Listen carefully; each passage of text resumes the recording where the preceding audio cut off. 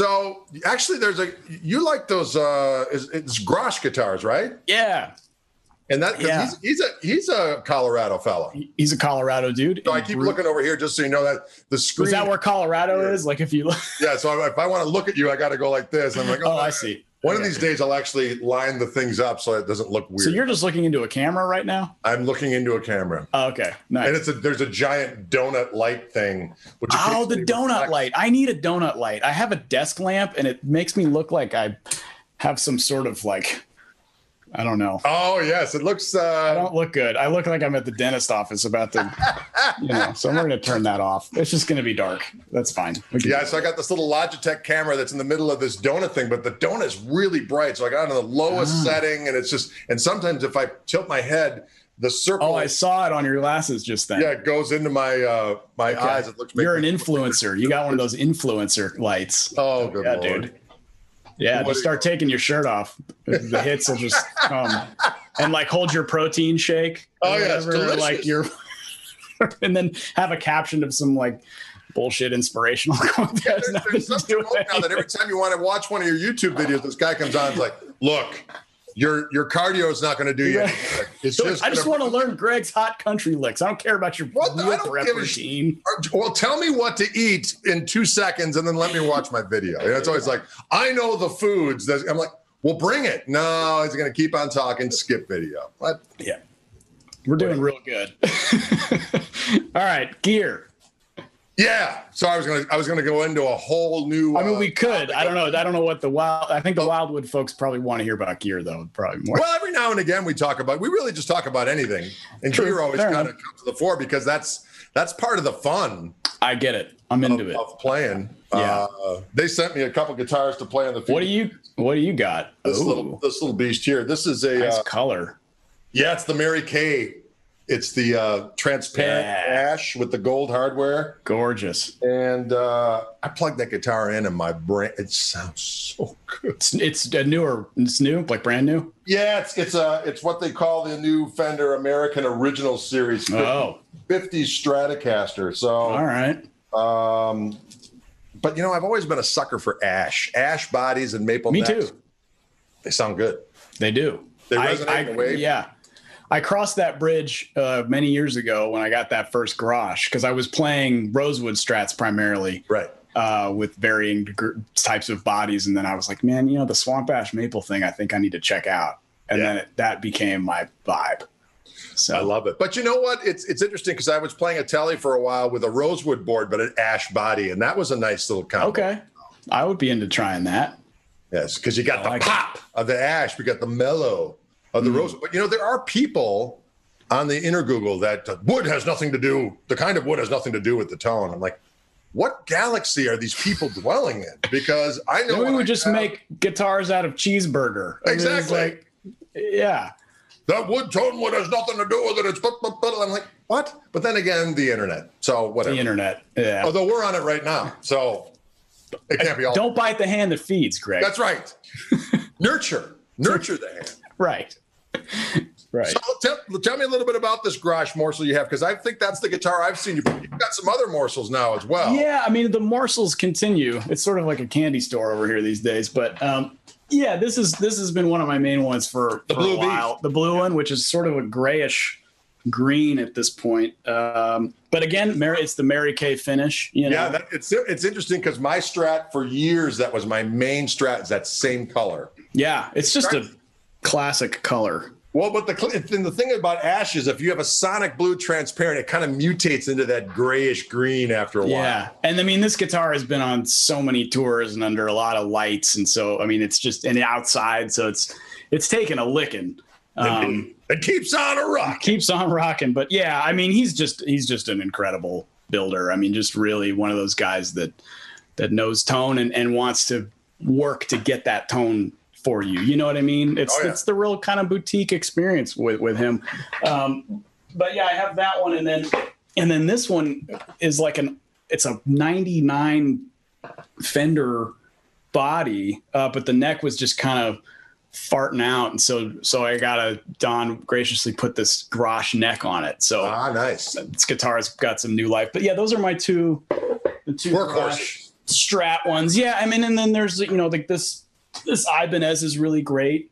This was an AZ that we built together, which is, it's cool. It's got a real like kind of modern, kind of forward super Strat sound, I put these are actually original gem knobs, which is pretty neat. So I mean, this is kind of like generally the Strat stuff that I do lives here. There's some cool tellies over here, and then back here is these are all almost flame maple. It's like there's the PRS, the Collings, there's a Les Paul back there. So I guess and then the baritone stuff is over here. So I just you have a situation going. Where do you keep all your stuff? I've got a bunch of. I've got 2 tables down in the basement, and guitars are just lined up in their cases. So when I do my live feeds or whatever, live streams, I bring up what I need, put them on stands. So I'm always going back and forth. So my wife's latest thing is we're going to take out a loan and we're going to build a room over the garage, and that's going to be your studio. I'm like, wow. There's a pandemic going on. Okay. Yeah. Not get crazy. But that's what happened. So I've got some stashed in my room. Mm-hmm. I don't have You have guitars in your bedroom? I do. Wow. Well, the 53 Telly. How are you able to pull that off? I stashed because I thought about doing it, and my wife was like, "No, dude, no way. You keep that stuff in your room." Right. But she has a Pilates tower in her room, so I'm kind of confused in our bedroom. So I stash all the really expensive guitars upstairs, and there's only 3 of them, so I keep those in a very tidy little spot. Ah, yes. Okay.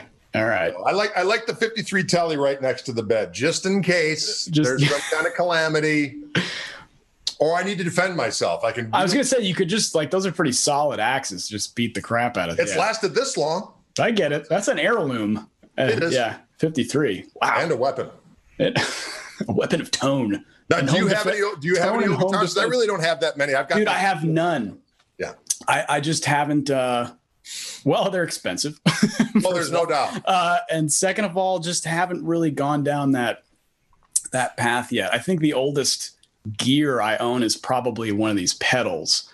Right. I think there's something from the 70s back. I think there's an old MXR blue box from the 70s or something that's up there. And then an old Boss CE2 chorus, which I think my guitar teacher from high school is probably regretting that he sold to me. Because those are kind of worth something nowadays. But yeah, I never got into the vintage and actually, you know what? I take it back.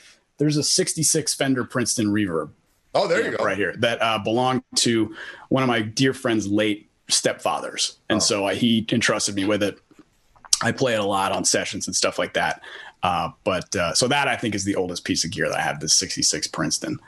Well, it's interesting because there are individuals, and I'm sure we know these people, that there is some kind of an association with it's not real unless it's played on those old instruments. And I just think that's, you know what I'm saying? First of all, those guitars were new to those dudes back in the day that were playing all the epic stuff. Right. So now, having said that, is there something magical about my 53 Telly? Absolutely. But what guitar do I use on gigs? I use my new Reverb because it's got all the ergonomic stuff I need, and it sounds great. And it was made last week. Exactly. I get another one like this. Hey, yeah, man. I mean, I will never judge anyone for what they want to spend their money on. If it makes them feel a certain way, if they can get the sound they want to get out of it, you know. And if it, look, man, if it keeps people interested in guitar, thank you.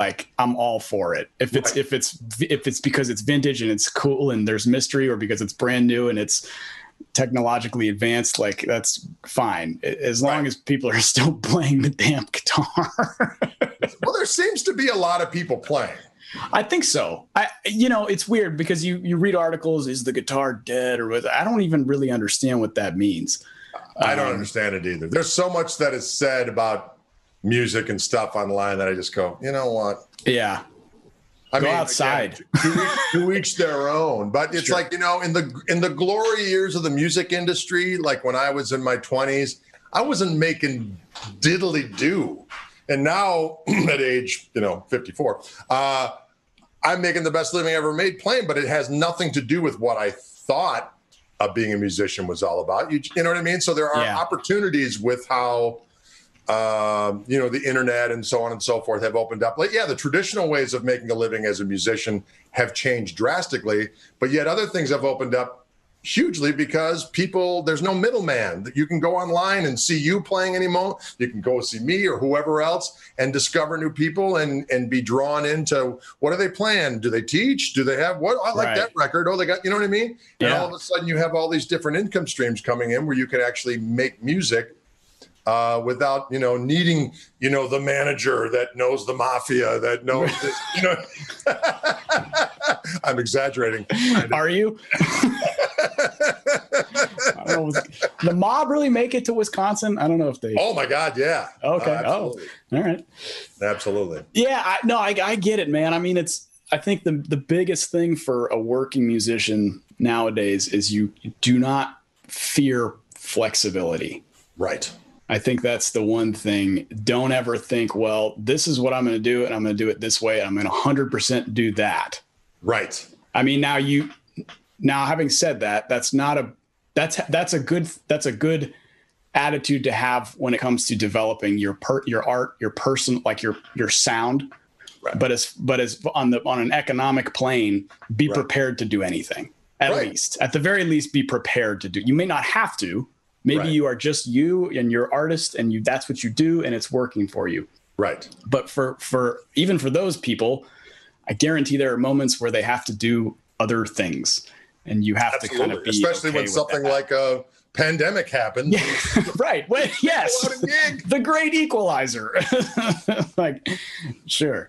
Isn't that funny? When I was talking about this the other day with somebody, we were conversing about it. It's like, the one thing the pandemic has done is that you're not worried about, well, what am I missing out on? You know what I mean? Right. Oh, so-and-so's over here and doing that. And so like, nobody's doing the same thing, eating crunch berries. Gross.